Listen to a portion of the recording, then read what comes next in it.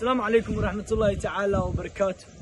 وويلكم يوم كيرا بابسطات كونستكي حق في اللي سيناتي مقال اسمه مقال كان يحكوا سابسيها والذي شيء والله انت المقال بليز سبسكرايب لايك شير كومنت بالليل كنا مقال كان يحكوا سابسيها waxaan soo booqanay Dar es Salaam talabaad ee degmada Geersmaaley ma sha Allah meeshaan waxaan soo booqanay 2 bil ka hor saameeneen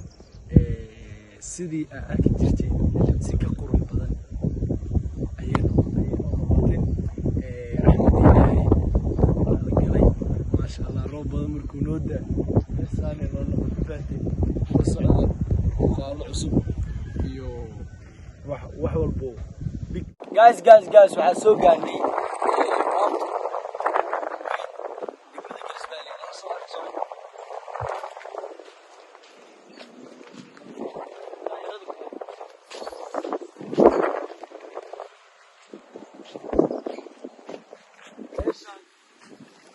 waa waqti ugu weyn degmada waxaa laga yaabaa markay imaadaan gudoomiyaasha degmada Geersmaaley inay ku nasato mise ay ku qaybeysan mise ay wax ku shaaxiyaan boqol qofood iyo dadka badan waa waqti ugu weyn degmada Geersmaaley waxaa loo soo dalxiisayaa baabaha jimcada iyo ala soo socdo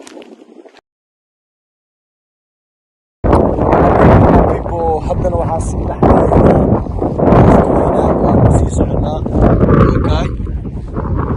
jiilaalkiisi loo galay ma goos loo meeshay noo noqotay alxamdulillah usoo dalxiis tago soo kala kicin waa Dar es Salaam waxaa lagu soo galayaa waa 6,000 oo shilin Soomaali saas weeyaan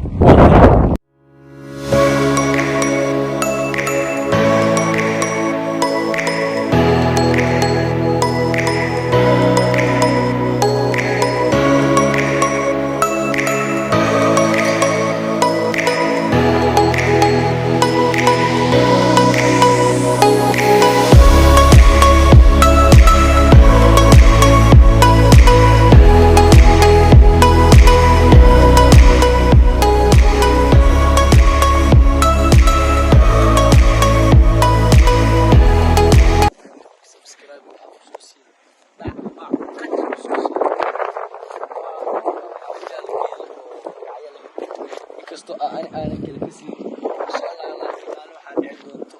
أصوب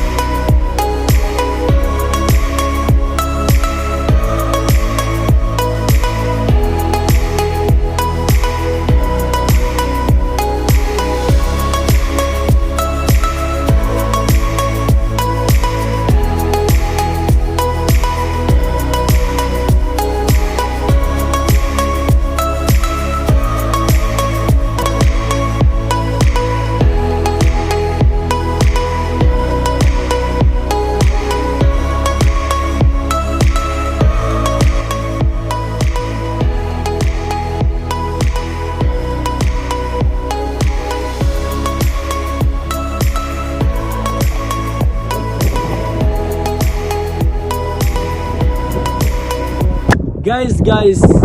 waa ku maasantiin daawashadiina mar labaad ayaan kugu celinayaa please subscribe like share comment gambaleelkana furo intaas ayuu noogu egyahay muuqaalka maanta idinkugu talgalay